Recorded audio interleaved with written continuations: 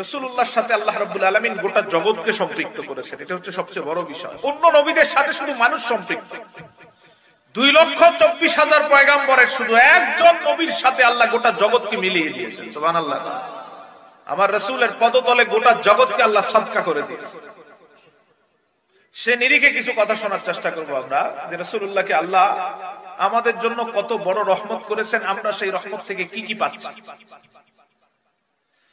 এই জগতের যত কিছু আছে সবকিছুর সাথে আমার রাসূলের সম্পৃক্ততা, এটা আমরা এখনো বলছি, আগেও বলেছি। ওমা আরসালনাকা ইল্লা রাহমাতাল লিল, সেজন্য রাসূলকে শুধু আপনি আর আমি চিনি না, জগতের সবাই চিনি। আল্লাহর যত সৃষ্টি জগৎ, সব সৃষ্টি জগৎ আপনি যেমন নবীকে চিনেন তারাও তেমন চিনে। বলেন সুবহানাল্লাহ। চাই তার জীবন থাকুক বা না থাকুক, বুদ্ধি থাকুক বা না থাকুক, আকল থাকুক বা না থাকুক, আল্লাহর যত সৃষ্টি সকল সৃষ্টি একসাথে আমার নবীকে চিনে। বলেন সুবহানাল্লাহ। বিষয়টা স্বাভাবিক না, অনেক বড় বিষয়। আমি কয়েকটা মিসাল দেই, তখন আপনার সহজ হবে। জীবন নাই এমন অনেক কিছু আমার নবীকে ঠিকই চিনে, আমাদের কাউকে চিনে না, কিন্তু নবীকে চিনে। বলেন সুবহানাল্লাহ। আর আওয়াজ দেওয়া যায় না? আমরা যে এখানে বসে আছি অনেক বড় সৌভাগ্যের অধিকারী। ইবনে মাজার একটা হাদিস বলি, রাসূলুল্লাহ বলেছেন 1 ঘন্টা সময় কেউ যদি কোরআন ও সুন্নাহর ইলমের সাথে কাটাতে পারে, কয় ঘন্টা? আপনার এই 1টা ঘন্টা যদি আসলে অন্তর থেকে হয় আর আল্লাহ যদি কবুল করেন, রাসূল বলেন 1 ঘন্টার বিনিময়ে আমলনামায় একটা কবুল হজের সওয়াব আল্লাহ দান করেন। 1টা ঘন্টা যদি আপনি পরীক্ষায় উত্তীর্ণ হতে পারেন, সাথে সাথে একটা কবুল হজের সওয়াব পেয়ে যেতে পারেন। আর কবুল হজ মানে হচ্ছে, রাসূল বুখারী মুসলিমের হাদিসে বলেছেন, আল হজ্জুল মাবরুর লাইসা লাহুল জাযাউ ইল্লাল জান্নাহ। কারো আমলনামায় একটা কবুল হজ থাকলে কিয়ামতের ময়দানে আল্লাহ বলবেন আর কিছু দরকার নাই, শুধু হজের মাধ্যমে জান্নাতে যাও। যদি আজকের 1 ঘন্টার মাধ্যমে কবুল হজে আমাদের সওয়াবটা আমাদের আমলনামায় চলে আসে, এর থেকে বড় সৌভাগ্য হতে পারে? অনেক দরিদ্র তো হজ করতে পারবে না, এজন্য রাসূলুল্লাহ বিকল্প হজের সিস্টেম দিয়েছেন তাদের জন্য। ধনীরা তাদের অর্থ ব্যয় করে মক্কা মদিনায় গিয়ে হজ করে আসবে, মক্কাতে হজ সম্পাদন করে মদিনাতে রওজা হাজিরা দিবে, কিন্তু দরিদ্র ব্যক্তি তার অর্থ অভাবের কারণে সে যেতে পারবে না। রাসূলুল্লাহ বিকল্প রাস্তায় আপনিও যাতে তার সমান হজের সওয়াব পেতে পারেন সেই সুযোগ করে দিয়েছেন। বলেন সুবহানাল্লাহ। এরকম অনন্য সুযোগের একটা সুযোগ হচ্ছে দ্বীনি মজলিসে আপনার 1টা ঘন্টা যদি আল্লাহ কবুল করেন, সাথে সাথে আপনার আমলনামায় একটা কবুল হজের সওয়াব দেওয়া হবে।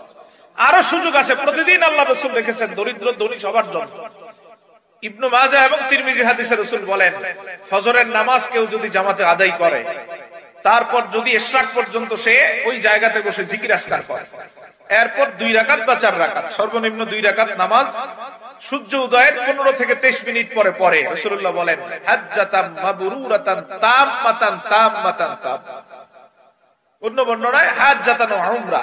রাসূল বলেন তার আমলনামায় প্রতিদিন একটা করে হজ আর উমরা সওয়াব লিখে দেওয়া হবে। আরো জোরে বলা যায় না সুবহানাল্লাহ? প্রতিদিন একটা করে হজের সওয়াব নিতে পারেন।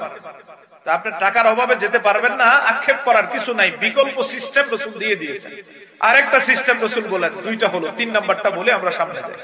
রাসূলুল্লাহ বলেন শুধু সুন্নাহকে যদি রাসূলের মহব্বতে পালন করা হয়, যে আমি নবীকে ভালোবেসেই সুন্নাতটা পালন করব, এই রকম ভালোবাসা রেখে যতটা সুন্নাত পালন করা হবে, নবী বলেন প্রত্যেকটা সুন্নতের বিনিময়ে একটা করে কবুল হজের সওয়াব। আপনি যে কোনো ভাবে যদি একটা কবুল হজের সওয়াব অর্জন করতে পারেন, তাহলে কিয়ামতের ময়দানে আল্লাহ এটার বিনিময়ে হয়তো জান্নাত নসিব করান। বলেন আমিন। তাহলে আমার রাসূলের সাথে গোটা জগতের সম্পর্ক, আমরা যেটা বললাম, যাদের জীবন আছে তারা যেমন নবীকে চিনে, আমরা যেমন আমরা, ঠিক যাদের জীবন নাই তারাও আমার নবীকে চিনে। এমন কয়েকটা উদাহরণ দিয়ে আমরা মূল জায়গায় যাচ্ছি। 1 নাম্বার, রাস্তার পাশে আমাদের দেশের বিভিন্ন জেলাতে, বিভিন্ন অঞ্চলে, বনাঞ্চলে, বিভিন্ন জায়গাতে সারি সারি পাহাড় দাঁড়িয়ে আছে। এই পাহাড়ের কি কোনো জীবন আছে? সবাই বলেন, পাহাড় কি হাঁটতে পারে? কোনো জীবন নাই। আমাদের কাউকে পাহাড় চিনে? আঘাত করলে কি পাহাড় চিৎকার দেয়? জীবন নাই তো, এর কোনোটাই সে করে না, আমাদের কাউকে চিনে না। কিন্তু রাসূলুল্লাহর সাথে দুনিয়ার পাহাড়গুলোর কেমন সম্পর্ক? বুখারীর বর্ণনায় রাসূলুল্লাহ বলেছেন, আল্লাহর হাবিব সাল্লাল্লাহু আলাইহি ওয়াসাল্লাম বুখারীর বর্ণনায় একদিন উহুদ পাহাড়ের সামনে দাঁড়ালেন। সাহাবায়ে কেরামকে নবীজি জিজ্ঞাসা করেন, ও আমার সাহাবীরা, এই পাহাড়টা সম্পর্কে আমারে কিছু বলো দেখি, তোমাদের কতটুকু জানা আছে পাহাড় সম্পর্কে? সাহাবায়ে কেরাম বললেন, ইয়া রাসূলুল্লাহ, আমরা যতটুকু জানি মদিনার থেকে 4 কিলোমিটার দূরে দাঁড়িয়ে থাকা একটা পাহাড়, পাথরের প্রস্তরখণ্ড জমাট বাঁধা পাহাড়, এর থেকে বেশি জানি না। নবীজি বলেন, তোমাদের সাথে সম্পর্ক এতটুক, তার কারণে এতটুক জানো, আমার সাথে কেমন সম্পর্ক জেনে নাও। জাবালুন উহুদুন ইউহিব্বুনা ওয়া নুহিব্বু, ওয়া আমার সাহাবীরা, এই দাঁড়িয়ে থাকা উহুদটা আমারে যেমন ভালোবাসে, আমিও তারে তেমন ভালোবাসি। কে ভালোবাসে? আমাদেরকে বাসে? চিনেই না। কিন্তু আল্লাহর হাবিব বললেন, এই পাহাড়টা শুধু আমারে ভালোই বাসে না, আমারে চিনে। আবার একটু সামনের হাদিসে দেখবেন, সহিহ বুখারীতে নবী বলেন, পাহাড় শুধু আমারে ভালোই বাসে না, আমার সাথে পাহাড় কথাও বলে। আল্লাহর হাবিব একদিন উহুদ পাহাড়ের উপর 2 জন সাহাবীরে নিয়ে উঠলেন। উঠার সাথে সাথে পাহাড়টা কাঁপা শুরু করলো। ইস্তাহাজ্জাল জাবাল, পাহাড় কাঁপতেছে। নবীজি শুধু একটা শব্দ বললেন, উসকুনিয়া জাবাল, ও পাহাড়, আমি নবী বললাম থেমে যাও। আল্লাহর হাবিব থেমে যাও বলার সাথে সাথে পাহাড়ের কাঁপাও বন্ধ হয়ে গেল। রাসূলকে চিনে? কথা কয় না। আপনারা আমারে চিনে? নবীরে চিনতে হবে, কারণ আল্লাহ বলেছেন, ওয়া মা আরসালনাকা ইল্লা রাহমাতাল লিল। নবী তো শুধু মানুষের না, নবী গোটা জগতের, এজন্য সবাই চিনে। সুবহানাল্লাহ কর। এগুলো পাহাড়, যার জীবন নাই, নবীকে চিনে। আমাদের রাস্তার পাশে যে ইটগুলো পড়ে থাকে, পাথরের খন্ড পড়ে থাকে, ছোট ছোট টুকরা, এরা কি আমাদের কাউকে চিনে? এদের জীবন আছে? আপনারা দেখলে সালাম দেয়? চিনেই না আপনারা। কিন্তু নবীর সাথে কেমন সম্পর্ক? সহিহ মুসলিমের হাদিস, আগেরটা গেছে বুখারী, আবার মুসলিম থেকে দেখে। আল্লাহর হাবিব সাল্লাল্লাহু আলাইহি সাল্লাম বলেন, ইন্নী লা আরিফু হাজারান বিমাক্কাহ কানা ইউসাল্লিমু আলাইয়া ওয়া ইন্নী লা আরিফুহু আল-আন। 53 বছর বয়সে নবীজি মদিনায় হিজরত করার পর বলেন, সাহাবীরা আমার, আজ থেকে 53 বছর পর্যন্ত মক্কায় ছিলাম। মক্কায় থাকাকালীন আমি যখনই হুজরাত থেকে বের হতাম, রাস্তা যখন বের হতাম, রাস্তার 2 ধারে যত পাথর ছিল, সব পাথরগুলো আমি নবীরে সালাম দিত।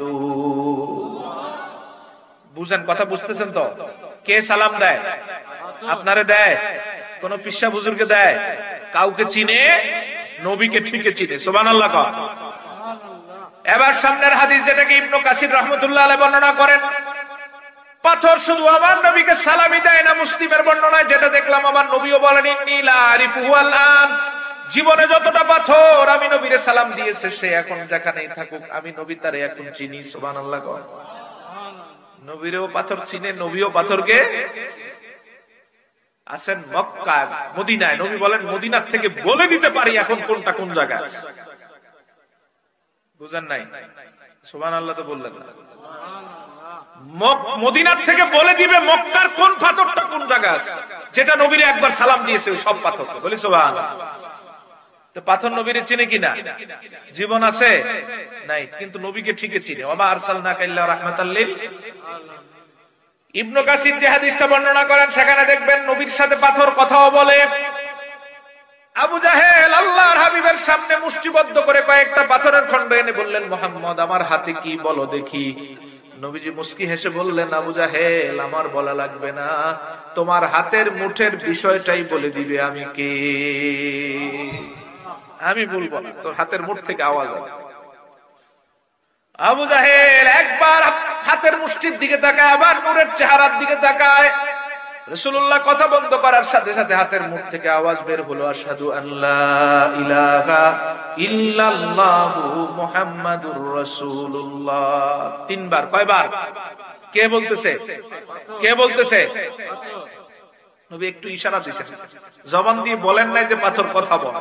রাসূলের নজর মোবারক করার সাথে সাথে আওয়াজ শুরু হয়ে গেছে। সুবহানাল্লাহ। নবীরে চিনে।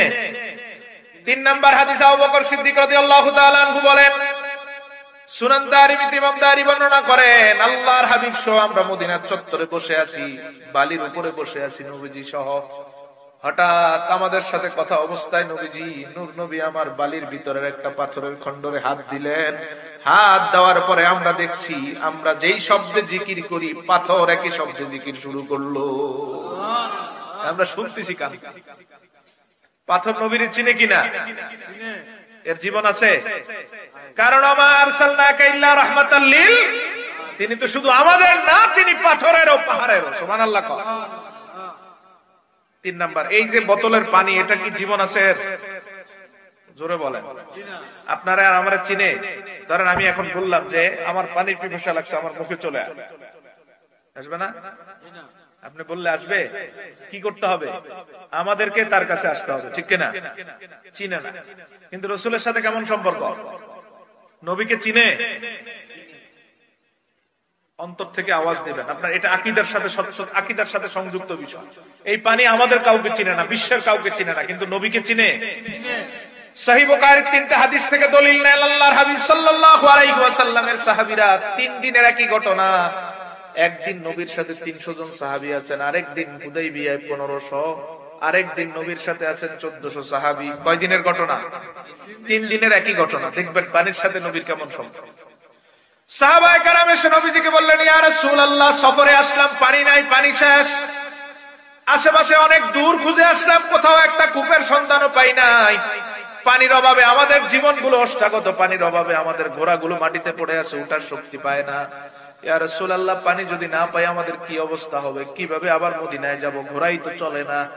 নবীজি সাহাবীদের বললেন 1400, 1500, 300। সাহাবীদের বললেন, সাহাবীরা পেরেশানির কোনো দরকার নাই, সব সাহাবীরা ডাক দাও, আমার সামনে আসতে বলো। সব সাহাবী আল্লাহর হাবিবের সামনে আসলেন। সহিহ বুখারীর 3টা বর্ণনা। নবীজির সামনে সাহাবীরা বসলেন। নবীজি আবার সাহাবীদের বলেন, ও সাহাবীরা, দেখো তো কারো মশকে সামান্য একটু পানি পাও নাকি? সাহাবায়ে কেরাম খোঁজাখুঁজি করে একজন সাহাবীর মশকে সামান্য একটু পানি পেলেন। আল্লাহর হাবিবের সামনে এসে বলেন, ইয়া রাসূলুল্লাহ, এক ডুব পানিও নাই, বড় জোর কয়েক ফোঁটা পানি হবে, আপনার আঙ্গুল ভিজতে পারে, এর থেকে বেশি পানি না। নবীজি বললেন, মশকের মুখটা খুলে দাও। সাহাবায়ে কেরাম রাসূলুল্লাহর সামনে থাকা মশকের মুখ খুলে দিলেন। গভীরভাবে খেয়াল করেন, দেখেন নবীর সাথে পানির কেমন সম্পর্ক। আল্লাহর হাবিব মশকের মুখ খোলার পরে সাহাবায়ে কেরাম বলেন, আমরা তাকিয়ে আছি। আল্লাহর নবী এভাবে আঙ্গুল মোবারক গুলো পানির ভিতরে ঢুকালেন। 3 দিনের ঘটনা, 3টাই বুখারীর বর্ণনা। রাসূলুল্লাহ এভাবে ভিতরে ঢুকানোর পর বের করলেন। সাহাবীরা বলেন, আমরা তো নূরের হাতের দিকে তাকিয়ে আছি। বের করার পরে দেখছি নূর নবীজির 5 আঙ্গুল দিয়ে ঝর্ণার মতো পানি বের হচ্ছে। আরো আওয়াজ দিয়ে বলেন সুবহানাল্লাহ। পানি নবীরে চিনে কিনা? আঙ্গুল দিয়ে কি পানি আসার কথা? আসবে আপনার? এটা কাটলেও আসবে? মুহাদ্দিসিনে কেরাম বলেন, কেন ওই দিন পানি আসলো? কারণ নবীজি পানির আদেশ করলেন, ও পানি, আমার সাহাবীদের এখন পানির দরকার। আশেপাশে কোথাও নাই, নদী নাই, খাল নাই, বিল নাই, বৃষ্টির পানি নাই, ঝর্ণাও নাই, কোনো কিছুতেই পানি নাই। আমি নবী আদেশ করছি, এই মুহূর্তে আমার আঙ্গুল থেকে সাহাবীদের জন্য পানি বের হয়। নবী আদেশ করতে দেরি, পানি বের হতে দেরি হয় নাই, ঠিক কিনা কন? চিনে চিনে কথা কয়, জোরে বলেন। পানি নবীরে চিনে কিনা? আমাদের কাউকে? কারণ আমার আরসালনাকা ইল্লা রাহমাতাল লিল আলামিনের কেউ নাই যে আমার নবীকে চিনে। কোন জিনিসটাকে ধরবেন, ধরে দেখেন কোরআন হাদিসের অসংখ্য প্রমাণ বিদ্যমান, এটার সাথে আমার নবীর কেমন সম্পর্ক। নবীজি আমার জগতের যেদিকেই আঙ্গুল মোবারক ইশারা করেন, ওই দিকের সকল সৃষ্টি নবীজির আদেশ মানতে বাধ্য। সকল সৃষ্টিকে আমার রাসূলের পায়ের কদমের নিচে হাদিয়া করে দিয়েছেন আল্লাহ। সুবহানাল্লাহ। আপনি বলবেন 4টা অনেক বড়, এটা কি নবীরে মানে? কোরআনেই তো আল্লাহ বলছেন, ওয়ান শাক্কাতিল কামার। আমার নবী বেশি করতে হয় নাই, মক্কা থেকে ঠিক আঙ্গুলটা এইভাবে করছিল। কি হয়েছিল? কথা কয় না, কি হয়েছে? কয় খণ্ড চাইছেন? তো 2 খণ্ড, সাথে সাথে 2 ভাগ হয়ে গেছে। সুবহানাল্লাহ। সূর্য তো সবচেয়ে বড়, এই সূর্য কি আমার নবীরে মানে? চিনে?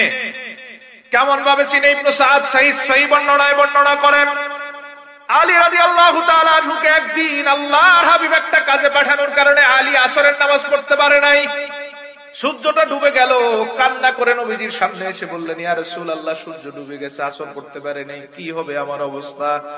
নবীজি বললেন, রে আলী, কান্নার দরকার নাই, পেরেশানি বন্ধ করে থামো, রব্বুল আলামিন সুন্দর একটা ব্যবস্থা করে দিবে। ইয়া রাসূলুল্লাহ, সূর্য তো ডুবে গেল, আর নামাজ পড়ার কোনো সুযোগই নাই, আগামী দিন কাজা করা ছাড়া আর কোনো সুযোগ নাই। নবী বললেন, থামো আলী, কান্না থামাও। আলী রাদিয়াল্লাহু তাআলা বলেন, আমি কান্না থামালাম। ইবনে সাদ তাবাকাতুল কুবরা হাদিস বর্ণনা করেন, সনদটাকেও তিনি সহিহ বলেছেন, কেউ হাসান বলেছেন। আলী রাদিয়াল্লাহু তাআলা বলেন, আমি আল্লাহর হাবিবের দিকে তাকিয়ে রইলাম, কান্না বন্ধ করে দিলাম। নবীজি পশ্চিম দিকে এভাবে আঙ্গুলটারে ইঙ্গিত করে আঙ্গুলটা উপরের দিকে উঠালো। নবীর আঙ্গুল যতটুকু উঠে গেল, সূর্যটা ডুবন্ত সূর্যটা ঠিক ততটুকু উঠে গেছে। এই সূর্য একবার আমার রাসূলের ইশারায় ডুবন্ত সূর্য উঠে গেছিল, বলেন সুবহানাল্লাহ। আলী রাদিয়াল্লাহু তাআলা বলেন, আমি সূর্যটারে আসরের রক্তের জায়গায় দেখলাম, খুশিতে ফুরফুরা মেজাজ, ওযু করে দ্রুত নামাজ পড়লাম। হায় হায়, নামাজ শেষ করে দেখি সূর্যটা আবার জায়গায় ডুবে যাচ্ছে। নবীরে চিনে, ওমা আরসালনাকা ইল্লা রাহমাতাল লিল আলামিনের কোন একটা কিছুকে আপনি খুঁজে পাবেন না যার সাথে নবীর সম্পর্ক নাই। যে কোনো একটা জিনিসকে আপনি ধরেন, দেখবেন রাসূলের সাথে আপনি যেমন চিনেন তার থেকে অনেক বেশি চিনে, ঠিক কিনা? যেমন দেখেন, এই গাছগুলো যে দাঁড়িয়ে আছে, আমাদের কাউকে চিনে? নবীরে সবাই বলতে হবে। সুনান দারমি দ্বিতীয় খণ্ডের বর্ণনা দেখেন কেমন চিনে। আলী রাদিয়াল্লাহু তাআলা বলেন, দ্বিতীয় খণ্ড 64 পৃষ্ঠার হাদিস, আলী রাদিয়াল্লাহু তাআলা আনহু বলেন, একদিন আমি আর নবীজি হুজরা মুবারক থেকে বের হলাম, আমাদের সাথে আর কেউ নাই, ধুধু মরুভূমির রাস্তার মাঝপথ দিয়ে হাঁটছি, কোনো জনবসতি নাই, একটা মানুষের সাথে দেখাও হয় নাই।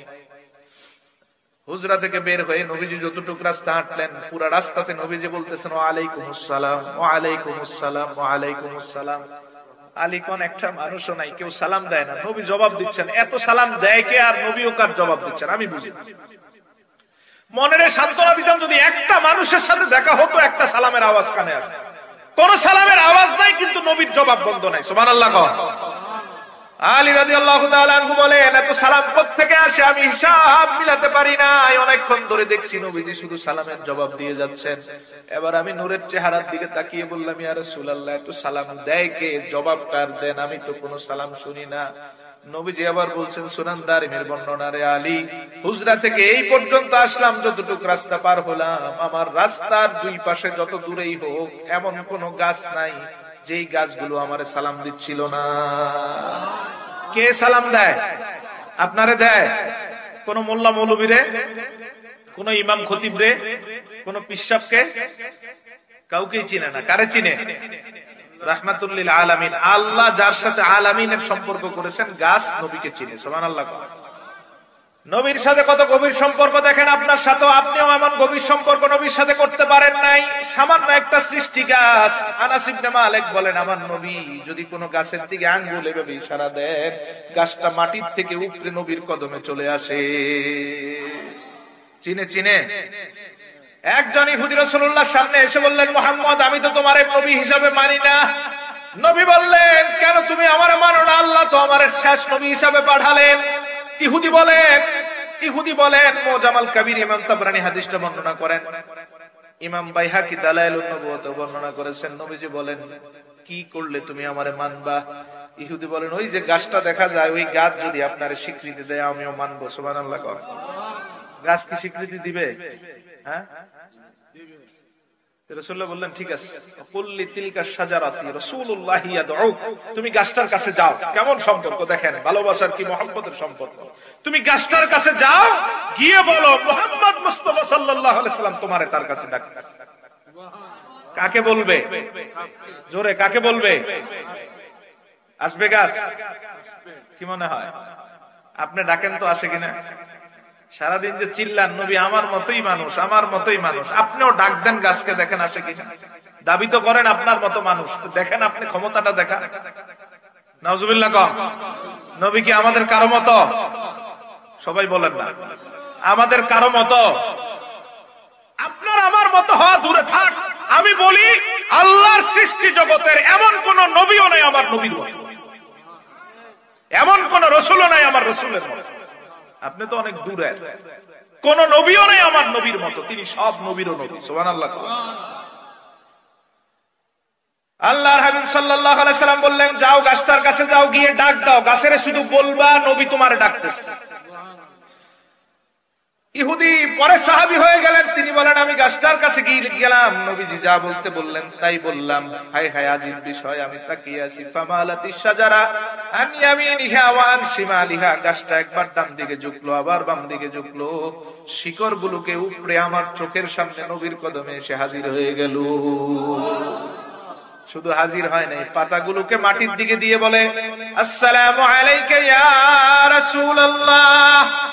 তিনি বলেন আমি আর আমার চোখের পানি ধরে রাখতে পারলাম না, কদমের সামনে গিয়ে হুমড়ি খেয়ে পড়ে বললাম আমি বুঝতে পারি নাই আপনি আল্লাহর হাবিব, আমি এতক্ষণ বুঝতে পারি নাই, এখন আমার বুঝা হয়ে গেছে, আর কোনো প্রমাণের দরকার নাই, আমারে পড়ায় দেন লা ইলাহা ইল্লাল্লাহু মুহাম্মাদুর রাসূলুল্লাহ সাল্লাল্লাহু আলাইহি ওয়াসাল্লাম। গাছ তাহলে চিনে নবীরে, ঠিক কিনা? শুধু চিনে নাকি চিনার মতো চিনে? আচ্ছা, এটা জীবিত গাছ, গাছের জীবন আছে। এই গাছটারে যদি আপনি কেটে টুকরা টুকরা করে 10 বছর পানির নিচে রেখে 10 বছর কোন একটা জায়গায় শুকনাতে দেন, এই 20 বছর বা 30 বছর পরে ওই গাছের টুকরা, খন্ড, কর্তিত অংশ, শুকনা, ওই জিনিসটা নবীকে চিনবে কিনা? কি সম্পর্ক গোটা জগতের সাথে দেখেন আপনি। এখনো আমি এই কথাগুলো শুধু আপনার বিবেককে জাগ্রত করার জন্য বলছি, মূল কথাগুলো সামনে আছে। কর্তিত একটা খণ্ডিত অংশ যেটা জীবন নাই, পড়ে আছে রাস্তার পাশে, ওইটাও আমার নবীর চিনে। সুবহানাল্লাহ। কেমন চিনে? সহিহ বুখারীর 3টা হাদিস। রাসূলুল্লাহ একটা ছোট্ট শুকনা খেজুর গাছের খণ্ডের উপর দাঁড়িয়ে খুতবা দিতেন। একজন মহিলা সাহাবী এসে রাসূলুল্লাহর সামনে এসে বললেন ইয়া রাসূলুল্লাহ, লোক তো দিন দিন বেড়ে যাচ্ছে, ছোট্ট খণ্ডে হয় না, আমি চাই আপনার জন্য একটা সুন্দর মিম্বর বানায় দেই। নবী বললেন ঠিক আছে।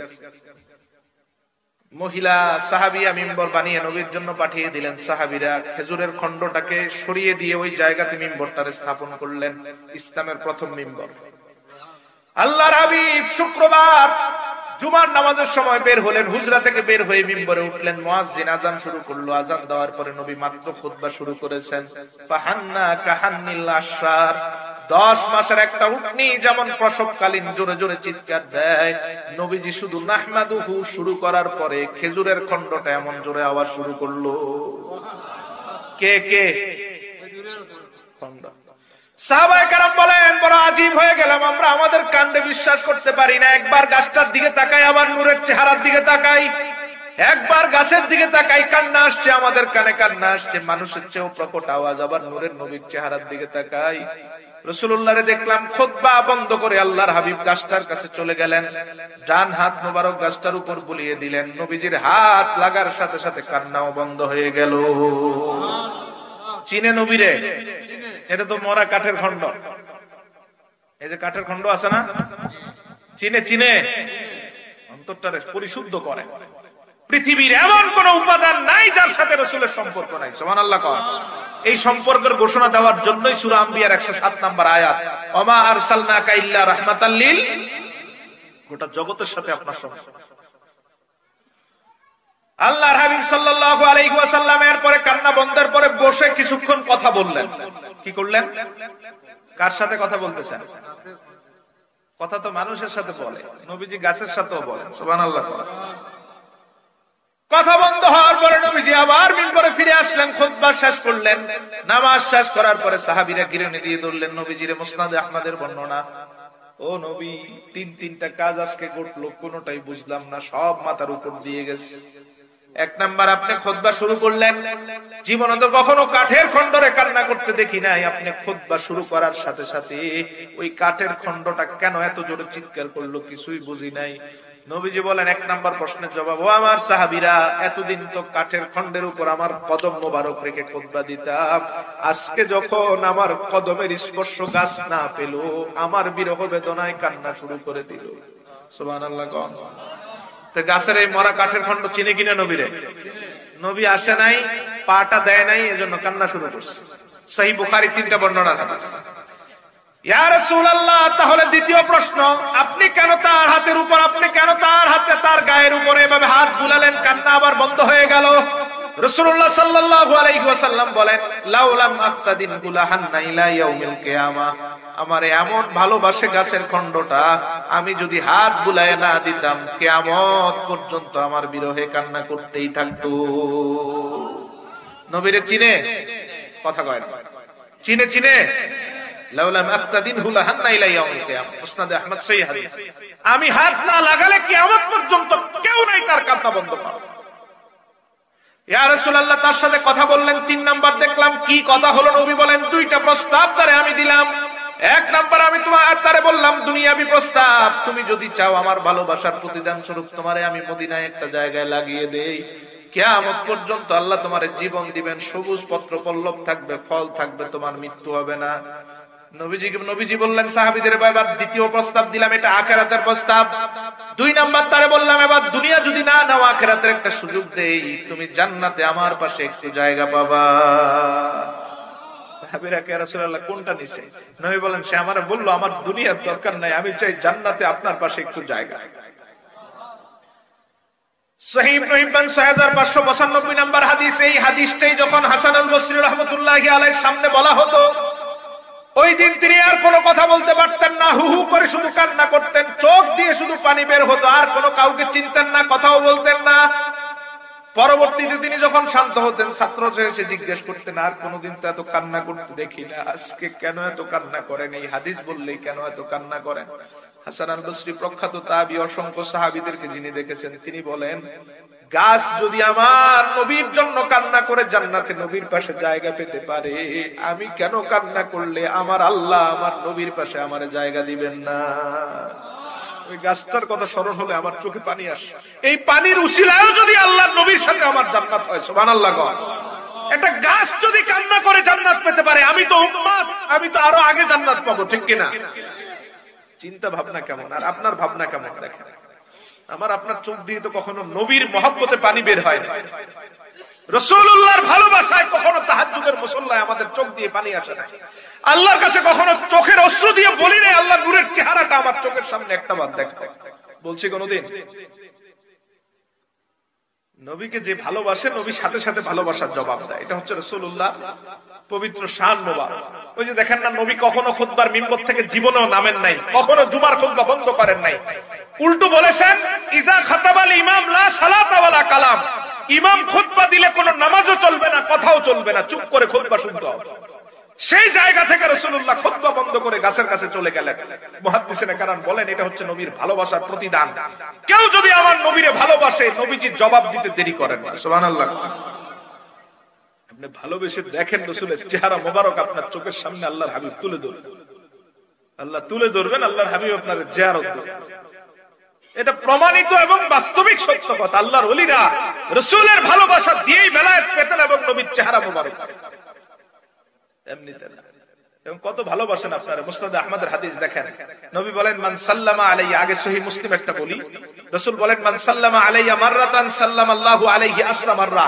আমি নবীরে কেউ একবার সালাম দিলে, একবার তুমি সালাম দিবা, যে অবস্থাতেই দাও, তুমি আমারে একবার সালাম দিলে আরশে আজিম থেকে আল্লাহ তোমার নাম ধরে তোমারে 10টা সালাম। কয়টা দিবে? অস্বীকার করা যাবে? সহিহ মুসলিমের হাদিস। আল্লাহ নবীরে এক সালাম দিলে আল্লাহ কয় সালাম দেয়? এটা হচ্ছে আল্লাহর ভালোবাসার বহিঃপ্রকাশ। নবী আবার দেখেন মুসনাদে আহমদ, রাসূল বলেন, মান সাল্লামা আলাইয়া মাররাতান সাল্লামতু আলাইহি আশরা মাররা। আমাকে একবার সালাম দিলে আল্লাহ যেমন দেন 10 বার সালাম, আবার আমি নবী রওজা মুবারক থেকে তোমার জন্য 10টা সালাম প্রেরণ করি। কয়টা হলো? কয়টা? এরপর কত জাতের ফতুয়া সালাম নেই। একটু যদি আপনি দাঁড়িয়ে ইয়া নবী সাল্লাল্লাহু আলাইহি বলেন, একদল লোকের মুখ কালো হয়ে যায়, ঠিক কিনা? আরে ভাই, এক সালাম দিলেই 20টা জবাব আসে। কয়টা? এটা কি বন্ধ করে দিব ফতুয়ায়, নাকি বেশি বেশি করব? ফতুয়ায় বন্ধ করলে কপাল পুড়। একটা সালাম দিবেন, ইয়া নবী সাল্লাল্লাহু আলাইহি, সালাম হইছে না? অথবা আপনি বলেন আসসালামু আলাইকা ইয়া রাসূলুল্লাহ, হয়ে গেছে। আপনি বলেন সাল্লাল্লাহু আলাইহি ওয়াসাল্লাম, হইছে। যেভাবেই হোক সালাম, যেভাবেই দেন সেভাবেই রাসূলুল্লাহর জবাব আসে, যেভাবেই দেন সেভাবে আরশ থেকে জবাব আসে। সুবহানাল্লাহ। নবী কি মহব্বতের জবাব দিতে দেরি করেন? আপনি দিলেন একটা, নবী দিলেন কয়টা? কয়টা? আপনি ভালোবেসে দেখেন রাসূল জবাব দিতে দেরি করবেন। রাসূলুল্লাহ সাল্লাল্লাহু আলাইহি ওয়াসাল্লাম এভাবে যেই জগতের যে কোনো উপাদানটারে হাতে তুলে নেন, ওমা আরসালনাকা ইল্লা রাহমাতাল লিল। রাসূলের রহমত সবার উপরে বিদ্যমান, সবাই নবীকে চিনে। আচ্ছা আসেন, খেজুরের খণ্ডিত একটা ঢাল, ছোট টুকরাও না, কাণ্ডও না, ছোট একটা ঢালকে ভেঙে ফেলেন, এই ভাঙ্গা ঢালটা রাসূলকে চিনবে? সুবহানাল্লাহ, জোরে বলবেন না? কপাল কিভাবে আমাদের পুরেছে, আমরা নবীরে চিনি না, শুধু ফতুয়া দিই। আমরা কি করি? ফতুয়া দেই। ফতুয়া দিতে দিতে রাসূলের ভালোবাসার শেষ অংশটুকু আমাদের ভিতর থেকে বের হয়ে যাচ্ছে। দেখেন রাসূলুল্লাহকে এই জগতের ডাল সমূহ কেমন ভাবে চিনে। উক্কাশা ইবনে মিহসান রাদিয়াল্লাহু তাআলা রাসূলুল্লাহর একজন সাহাবী, উহুদের যুদ্ধে ওনার তরবারি ভেঙে গেছে, দুই টুকরা হয়ে গেছে। রাসূলের কাছে এসে বললেন, ইয়া রাসূলুল্লাহ, ভাঙা তরবারি দিয়ে তো যুদ্ধ করতে পারবো না, আমার জন্য যদি একটা তরবারির ব্যবস্থা করে দিন। নবী বললেন, সংরক্ষিত তরবারি তো নাই, দেখো তো আশেপাশে খোঁজ করে কিছু পাও কিনা তুমি। উক্কাশা ইবনে মিহসান রাদিয়াল্লাহু তাআলা আনহু বলেন, আমার রাসূল বললেন, এদিকে কাফেররাও হুত পেতে আছে, যেতে হবে যুদ্ধের ময়দানে, সময় নাই। আমি একটু ঘুরে দেখলাম রাসূলুল্লাহ তাবুর চতুর্পাশ ঘুরে দেখলাম, গিয়ে দেখি কোন তরবারি তো নাই, ছোট্ট একটা খেজুরের খণ্ড পেলাম, ঢালা খণ্ড, পাতা নাই, সরু একটা কাঠি পেলাম খেজুরের, নবীর হাতে দিয়ে বললাম, ইয়া রাসূলুল্লাহ, কিছু পাই নাই খেজুরের, এটা পেলাম, আর কিছু নাই। নবী বললেন, উক্কাশা, তোমার খাপটা আমার হাতে খুলে দাও। উক্কাশা বলেন, আমি খাপটারে খুলে দিলাম। নবীজি আমার খাপের ভিতর খেজুরের ডালটারে ঢুকিয়ে দিলেন। সুবহানাল্লাহ। কি ঢুকাইছেন মনে থাকবে তো? উক্কাশা ইবনে মিহসান রাসূলুল্লাহ বলেন, যাও, এবার যাও, দিয়ে দিলাম। কি দিলাম এটা বলেন না, যাও যুদ্ধের ময়দানে যাও, কোন কাফের দেখলেই তুমি তোমার মতো যুদ্ধ পরিচালনা করো। উহুদের যুদ্ধের ঘটনা উক্কাশা ইবনে মিহসান বলেন, রাসূলুল্লাহর এই বাণীর পরে আমি মাঠে চলে আসলাম, দেখি একটা কাফের আমার দিকে তেড়ে আসছে। আমি তো কিছুই আমার মনে নাই, আমি এবার আমার খাপের দিকে, ওই কাফের যেহেতু আসছে, আমি তারে প্রতিরোধ করার জন্য খাপের দিকে হাত দিলাম। হাত দিয়ে মনে হলো, হায়, আমার খাপে তো তরবারি নাই, আমার চোখের সামনে নবী একটা ঢাল ঢুকিয়ে দিয়েছেন। উক্কাশা বলেন, তারপরও আমি সেখান থেকে টান দিয়ে বের করে অবাক হলাম, হাত ধরে দেখি আমার চোখের সামনে মদিনার দামি তরবারি।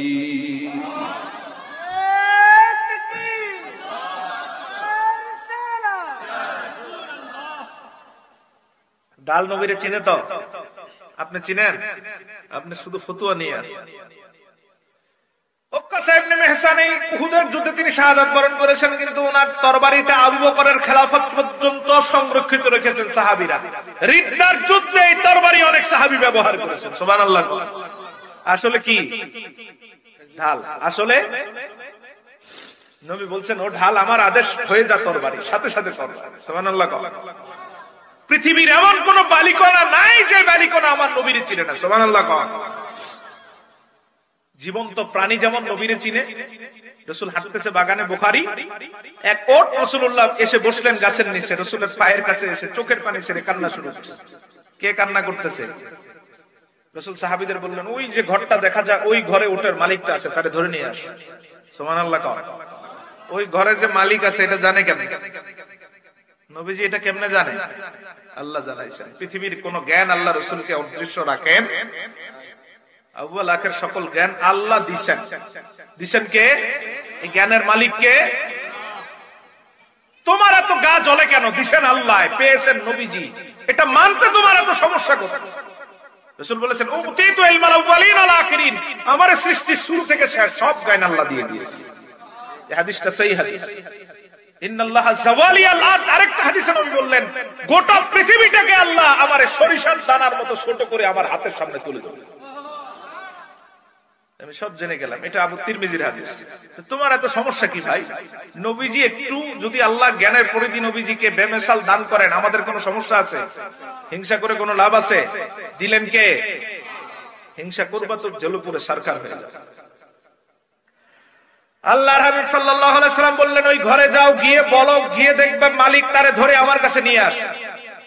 সাহাবীরা গিয়ে মালিক তার স্ত্রী দুইজনকে নবীর সামনে নিয়ে হাজির। রাসূলুল্লাহ এবার বলেন, গত 3 দিন ধরে ওটটারে কেন ঠিক মতো খাবার দাও না? জবাব দাও। প্রথম প্রশ্নটাই। মালিক তার স্ত্রীর দিকে তাকিয়ে বলে, আমি যে খাবার দেই না, আমরা যে খাবার দেই না, আমরা দুইজন ছাড়া তো কেউ জানে না। মুহাম্মদুর রাসূলুল্লাহ জানলো কিভাবে? সুবহানাল্লাহ। কে জানান? আরো মাধ্যম আছে জানানোর, রাসূলুল্লাহ আল্লাহই জানান বিভিন্ন মাধ্যম। আল্লাহর হাবিব বুখারীর বর্ণনায় বলেন, অবাক হওয়ার কিছু নাই, একটু আগে তোমার উটটা আমার কাছে পায়ের কাছে এসে বলল, মুহাম্মদুর রাসূলুল্লাহ 3 দিন ধরে আমার পেটে খাবার নাই, রাহমাতুল লিল আলামিন আমার জন্য একটু খাবারের ব্যবস্থা করে দেন। কে বলতেছে? তোমার উট আমার এসে বলল 3 দিন ধরে ঠিকমতো খাবার দেওয়া হয় না। এমনি ভাবে গোটা জগতের যারাই আপনি ধরবেন দেখবেন আমার রাসূলকে আপনার থেকেও ভালো চিনে। সুবহানাল্লাহ। কোন এই জবাবটা তো আল্লাহই দিয়েছেন, ওমা আরসালনাকা ইল্লা রাহমাতাল লিল আলামিন। গোটা জগতের সাথে আমার নবীর সম্পর্ক শুধু মানুষের সাথে সীমাবদ্ধ না, সবার সাথে। এই ওটটারে আপনি কেটে টুকরা টুকরা করে ধুয়ে পাতিলে রান্না করে গোশত হিসাবে আপনার সামনে দিলে আপনারে চিনবে না, রসুলকে চিনবে। সুবহানাল্লাহ। চিনবে? চিনবে কি মনে হয়? নবীজিকে চিনবে? ওটার গোশতের টুকরা কিছুই চিনে না, নবীকে চিনে। পৃথিবীর যে কোনো উপাদান কিছুই না চিনুক, শুধু নবীকে চিনে। সুবহানাল্লাহ। এটা আবু দাউদ তিরমিজির হাদিস। একদিন রাসূলুল্লাহর সামনে এক ইহুদি মহিলা ওটের ভুনা গোশত এনে, বকরির ভুনা গোশত এনে নবীজিরে দিলেন। নবীজি রানের মাংস খেতে খুব পছন্দ করতেন। হাদিস। রাসূলুল্লাহর সামনে রানের মাংসটা কেটে সুন্দরভাবে রুটি বানিয়ে সারিদ করে রুটি গোশত রাসূলের সামনে দিলেন। চতুর্দিকে দস্তরখানের পাশে সাহাবীরা বসা। নবীজি বিসমিল্লাহ বলে রুটি নিয়ে গোশতটারে নিয়ে মুখের কাছে আনলেন। কতটুকু আনলেন? মুখে দিবেন এমন অবস্থায় রাসূল নিচে ফেলে দিয়ে বললেন, এগুলো খাওয়া যাবে না। সুবহানাল্লাহ। সাহাবায়ে কেরাম বলেন, ইয়া রাসূলুল্লাহ, প্রচন্ড ক্ষুধা, 2 দিন কেউ খাই না, কেউ 1 দিন খাই না, এত সুন্দর তরতাজা খাবার, সুস্বাদু খাবার সামনে কেন খাবো না? নবীজি বললেন, সাহাবীরা না খাওয়ার কারণ, আমি যখন মুখের কাছে গোশতের টুকরাটারে আনলাম, গোশতের টুকরা আমারে বলল, ইন্নী মাসমুমা, হাবিব আমারে মুখে দিবেন না, আমার সাথে মহিলা বিষ মিশিয়ে দিয়েছে। কে বলে? এরপরও কোন নবী আমাদের মতো মানুষ? নাউজুবিল্লাহ করবেন না? আমাদের মতো, পৃথিবীর কারো মতো? এটা বললে ইমানে আঘাত আসবে। বরং রাসূল নিজেই বলেছেন, আইয়ুকুম মিসলি, সহিহ বুখারী কিতাবুস সাওম, কে আছো আমার মতো? সাহাবায়ে কেরাম জবাব দিলেন, ইন্না লাসনা কাহাইয়াতিকা ইয়া রাসূলুল্লাহ, আমরা কেন, গোটা জগতে এমন কেউ নাই আপনার মতো। কেউ আছে? মোল্লারা ফতোয়া দেয় নবী আমাদের মতোই মানুষ। নাউজুবিল্লাহ কর। নবী মানুষ ছিলেন, এতে কোনো সন্দেহ নাই, কিন্তু পৃথিবীর কোন মানুষের মতো। রাসূলুল্লাহ গোটা জগতের জন্য রহমত, এতটুকু তো বুঝে আসছে। ওমা আরসালনাকা ইল্লা রাহমাতাল লিল। আমাদের মূল বিষয় এখন হচ্ছে আমাদের জন্য নবীর কি রহমত, আমরা কি রহমত নবীর ভোগ করি বা করতেছি। আল্লাহ সুবহানাহু ওয়া তাআলা আমাদেরকে 3 জগতের মধ্যে সীমাবদ্ধ করেছেন। কয় জগৎ? এখন আসি কোথায়? দুনিয়া। এখন কোথায়? দুনিয়ার পরে যাব কই? এরপরে আখিরাত। এর বাহিরে কিছু আছে? হয় দুনিয়া, নাই কবর, না হলে এই 3টার বাহিরে কিছু আছে নাকি? আখিরাতের পরে আরো কোথাও নিয়ে যাবেন আল্লাহ? এটা অনন্ত, শেষ। এরপরে আর বের হওয়ার কোনো সুযোগ নেই। দুনিয়ায় আসি, যাব কবরে, কবর থেকে বের হবো এক সময়। সবাইকে বের করে আল্লাহ হাসরের মাঠে নিবেন, বিচার করে চিরস্থায়ী আখিরাতের সিস্টেমের মধ্যে রাখবেন, আর বের করবেন। জগৎ কয়টা হলো? আল্লাহ রাসূলকে আল্লাহ এত ভালোবাসেন, আমাদের জন্য রাসূলুল্লাহকে আল্লাহ অন্যদের জন্য শুধু দুনিয়ার রহমত বানিয়েছেন, কিন্তু আমাদের জন্য রব্বুল আলামিন রাসূলুল্লাহকে 3 জগতের রহমত বানিয়েছেন। আরো একটু আস্তে কর, আস্তে কর, এটা নাফরমানি হয়। রাসূলুল্লাহর রহমতের এত বিশাল অংশ পেয়ে বিড়ালের মতো ম্যাও ম্যাও করতেছে। জোরে বলেন সুবহানাল্লাহ, আলহামদুলিল্লাহ, লা ইলাহা ইল্লাল্লাহ, আল্লাহু আকবার। এখন যে আওয়াজ দিচ্ছেন তার থেকে জোরে আওয়াজ দিয়ে বলেন, ইয়া রাসূলুল্লাহ। আল্লাহর হাবিব রব্বুল আলামিন 3 জগতে আমাদের জন্য রহমত করলেন। কয় জগতে? তিনি দুনিয়ায় রহমত, কবর জগতেও রহমত, আখিরাতেও রহমত। 3 জগতে নবী আমাদের জন্য রহমত। আল্লাহ এই রহমতের ঘোষণা দিচ্ছেন, ওমা আরসালনাকা ইল্লা রাহমাতাল লিল আলামিন। আমার নবী জগতের জন্য রহমত, কিন্তু মানুষের জন্য 3 ভাবে রহমত। সুবহানাল্লাহ কর। 1 নাম্বার, পৃথিবীতে এই দুনিয়াতে যত মানুষ আছে আমার নবী সবার জন্য দুনিয়ার জগতেও তিনি আমাদের জন্য রহমত। এই রহমতের জানান আল্লাহ নিজে দিয়েছেন। সূরা আরাফ 157 নম্বর আয়াত।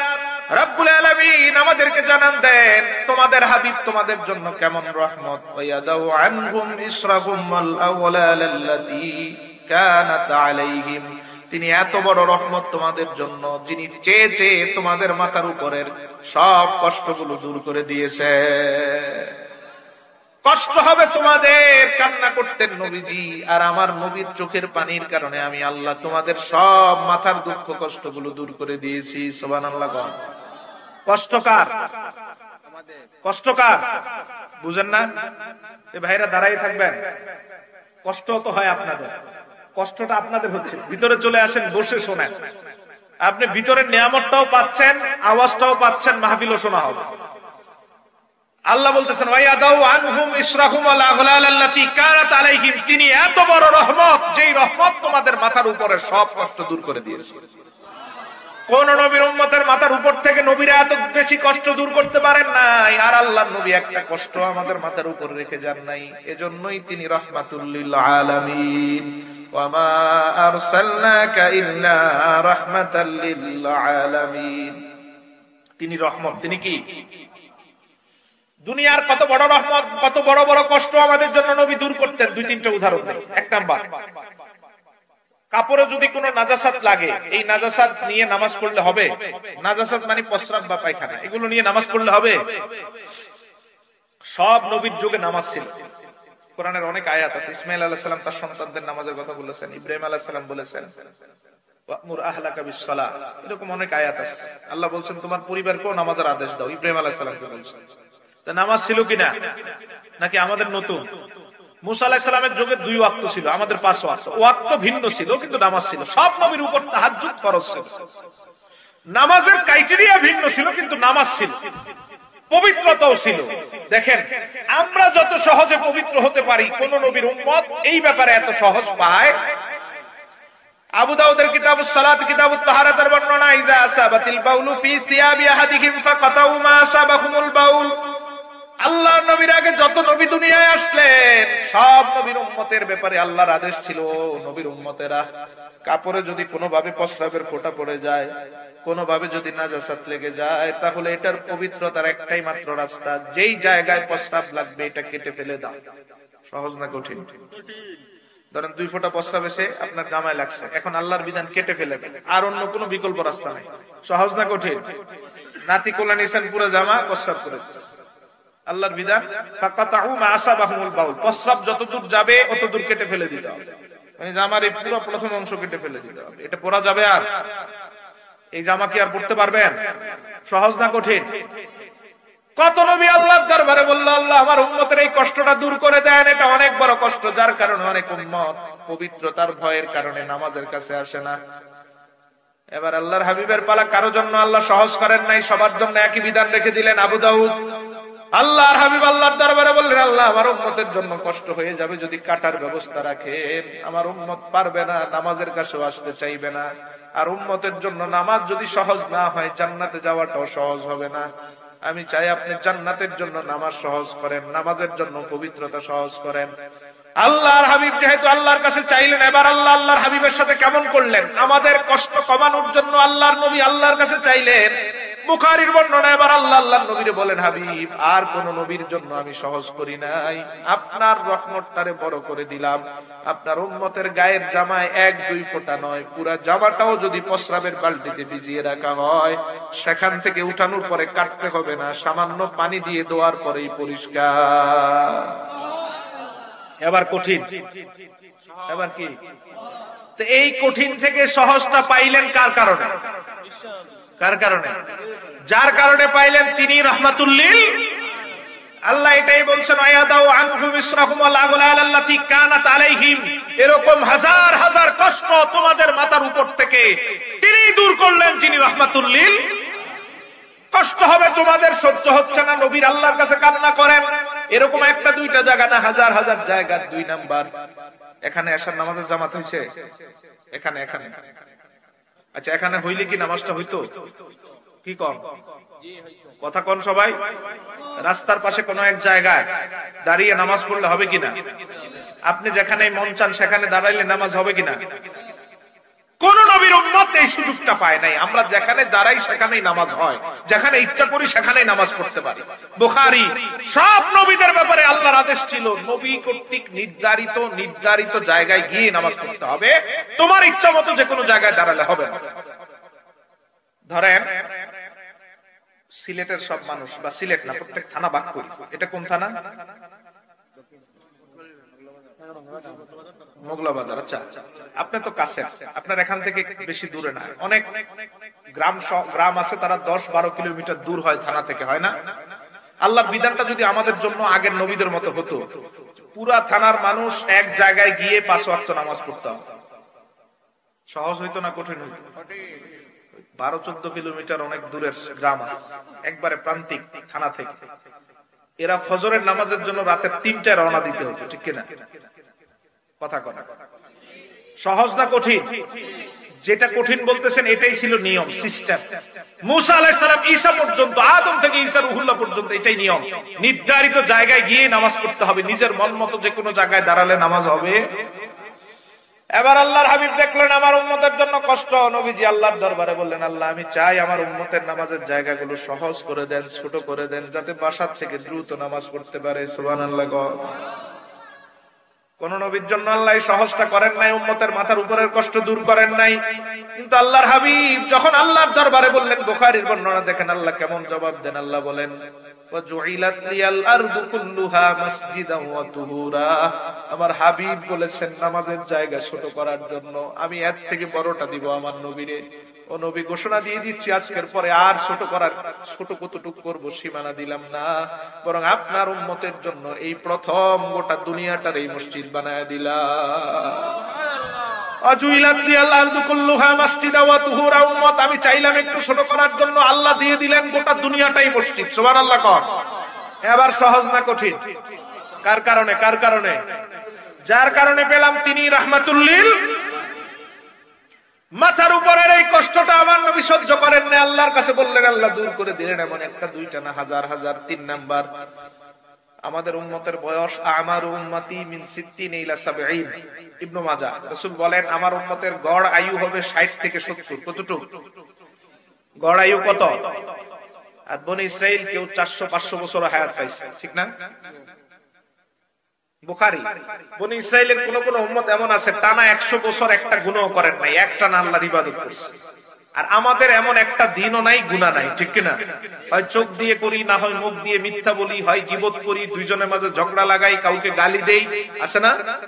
এমন কোন দিন আছে? এমন কোন একটা নাই। কথা কয় না। হয় টিভির একটু সিনেমা দেখি বা নাটক দেখি, শর্ট ফিল্ম দেখি, কত কিছু আছে। এখন গুনাহমুক্ত দিন আমাদের আছে? গুনাহমুক্ত সপ্তাহ আমাদের আছে? চিন্তা করেন ওই ব্যক্তিদের 100 বছর টানা কত কষ্ট করতেন, 100 বছরে একটা গুনাহ নাই। ওই লোকটা যখন কিয়ামতের মাঠে যাবে আল্লাহর সামনে, আর আমি আর আপনি যখন যাব, তার 100 বছরে একটা গুনাহ নাই, আর আমাদের পুরা জিন্দেগিতে এমন কোন সপ্তাহ নাই, গুনাহ নাই, ঠিক কিনা? তা আল্লাহর কাছে কার মর্যাদা বেশি হবে? স্বাভাবিকভাবে বলবেন কার মর্যাদা? 100 বছর আল্লাহর, নাকি আপনি 10 বছর 20 বছর যে গুনাহ সহ আমল নিয়ে যাবেন তার মর্যাদা? প্রশ্নটা বুঝেন নাই। সে 100 বছরের আমল নিয়ে গেছে, আপনি 10 বছরের গুনাহ সহ আমল, তার 100 বছরের কোনো গুনাহ নাই। আল্লাহর কাছে কার মর্যাদা বেশি হবে? 100 বছর। এবার নবী আল্লাহর দরবারে বললেন, রব্বুল আলামিন আমারে যেমন সব নবীর মাথার উপরে আপনি মাকামে মাহমুদে স্থান দিবেন। সুবহানাল্লাহ। বলেন কেমন মাকাম? আসা আইয়া বাআতাকা রাব্বুকা মাকামান মাহমুদা। নবী বলেন আমারে সবার মাথার উপরে আল্লাহ উঠাবেন মাকামে মাহমুদে। সেই বুখারীর বর্ণনা, যখন আমারে উঠানো হবে সব নবী একযোগে আমার দিকে এভাবে তাকিয়ে থাকবে, আমার এত সম্মান আর আল্লাহর এত মুহাব্বত দেখে একযোগে সব নবী আমার প্রশংসা শুরু করে দিবে। এজন্যই জায়গাটার নাম মাকামে মাহমুদ, প্রশংসার জায়গা। প্রশংসা করবে কে? হুঁশে জবাব দেন না, বেহুশে। কে প্রশংসা করবে? এক বাক্যে সব নবী আমার নবীর প্রশংসা করবে। সুবহানাল্লাহ। এজন্য জায়গাটার নাম মাকামে প্রশংসার জায়গা। নবী আল্লাহর দরবারে বলেন, রব্বুল আলামিন আমারে যেমন সব নবীর মাথার উপরে জায়গা দিবেন, তেমন আমিও চাই আমার উম্মতকেও সব নবীর উম্মতের মাথার উপরে জায়গা দিতে হবে। আমার জায়গা যেমন নবীদের মাথার উপরে, আমার উম্মতের জায়গাও হবে সব উম্মতের মাথার উপরে। রব্বুল আলামিন কিন্তু বয়সের কারণে আমার উম্মত পারবে না, তারা 100 বছর, আমার 10 বছর, তারা 400 বছর, আমার 60 বছর। আমার উম্মত তো বয়সের কারণে পিছ পড়ে যাবে, পারবে না। আমি চাই বিকল্প একটা সুযোগ দিয়ে দেন, 10 বছরে যাতে তাদের উপরে উঠে যেতে পারে। সুবহানাল্লাহ। আপনারে ভালোবাসেন নবীজি? হ্যাঁ, এগুলো সব আপনার চিন্তা। সামনে দেখবেন গা শিউরে উঠবে, কত ভালোবাসা। আল্লাহর হাবিব এই আর্গুমেন্ট পেশ করার কারণে আল্লাহ কোরআনের একটা সূরা নাযিল করলেন, ইন্না আনজালনাহু ফি লাইলাতিল কদর ওয়া মা আদরাকা মা লাইলাতুল কদর লাইলাতুল কদরি খায়রুম মিন আলফি শাহর। হাবিব আপনার চিন্তার দরকার নাই, আপনার জায়গা যেমন সব নবীর মাথার উপরে, আপনার উম্মতের জায়গাও হবে সব উম্মতের মাথার উপরে। সুবহানাল্লাহ। কিভাবে উঠবে তার ব্যবস্থা আমি দিয়ে দিচ্ছি। লাইলাতুল কদর, একটা কদর ভাগ্য রজনীর রাত আমি আপনারে দান করছি, এটার জন্য একটা সূরাও দিচ্ছি, সূরাতুল কদর। এটা আমি রমজান মাসে প্রতি বছর রাখবো। এই প্রতি বছরে প্রতি রমজানে এক একটা করে রাত এমন থাকবে, ওই রাতে আপনার উম্মত ইবাদত করলে এক রাতে তাদের 83 বছরেরও বেশি সওয়াব পাবে। ইবাদত করবে কয় রাত? সওয়াব পাবে কয় দিনে? তারা ওই যে 84, মানে টানা 100 বছর যা পায় আপনার উম্মত এক রাতে তার থেকে বেশি পাবে, বেশি দিবে আল্লাহ। তাই আবার দেখেন আল্লাহ রাব্বুল আলামিন কেমন সুন্দর সুযোগ করলেন আপনার উম্মত। 70 বছরে যদি 10 রমজানের 10টা লাইলাতুল কদর পেয়ে যায়, তার আর কোনো কিছুর দরকার নাই, 5টা পেলেও হবে। 10টা পেলে 84 পূরণ 10 সমান সমান কত হয়? গুণ পারেন না? এটা তো সামান্য ভুল, লাখ টাকার হিসাবেও তো ভুল করেন না দুনিয়ার হিসাব। 84 পূরণ 10 কত? 130, 840। আপনার উম্মত 10টা লাইলাতুল কদর যদি ঠিকভাবে পালন করতে পারে, কিয়ামতে আমি তার আমলনামায় লিখবো 840 বছরের সওয়াব। উপরে কে উঠবে? 100 বছর ওয়ালা নাকি 800 বছর ওয়ালা? কার কারণে উপরে উঠতেছেন? দাঁত কেলিয়ে যে দুনিয়ায় ফতুয়া মারেন, কে ফতুয়ার ব্যবস্থা ঘাটটারে মোটা করলেন? কার কারণে? কার রহমতে? এত সহজ দিন পেলেন কার কারণে? সেই নবীর বিরুদ্ধে চেয়ারে বসে বসে ফতুয়াবাজি করেন। আল্লাহ এদের হেদায়েত দান করে, বলেন আমিন। আমিন। নবী কান্না করে করে রাস্তাগুলো করে যাচ্ছেন আপনার জন্য, আর আপনি এগুলো পাওয়ার পরে, যে আমাদের কুমিল্লাতে একটা প্রবাদ আছে, কার কারণে সিন্নি খাও মোল্লা চিনো। যার কারণে সিন্নির ব্যবস্থা হয়েছে, এর সাথে পরিচয় হওয়ার কোন খবর নেই। ওয়া আরসালনাকা ইল্লা রাহমাতাল লিল, দুনিয়াতে নবীর রহমত আছে না নাই? এরকম কয়টা আছে?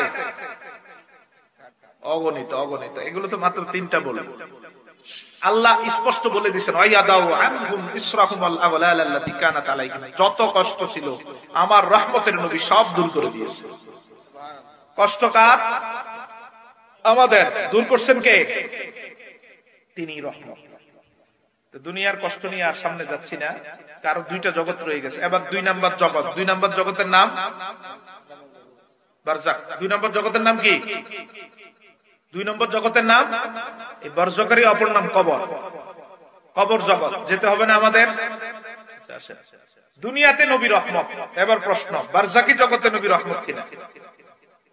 হ্যাঁ বলেন, একটু আগে তো বলছিলাম তিনি দুনিয়াতে যেমন রহমত, বারজাকি জগতেও। আমার রাসূল 63 বছর দুনিয়ায় ছিলেন, ততদিন রহমত ছিল, এখন আর নাই। আছে?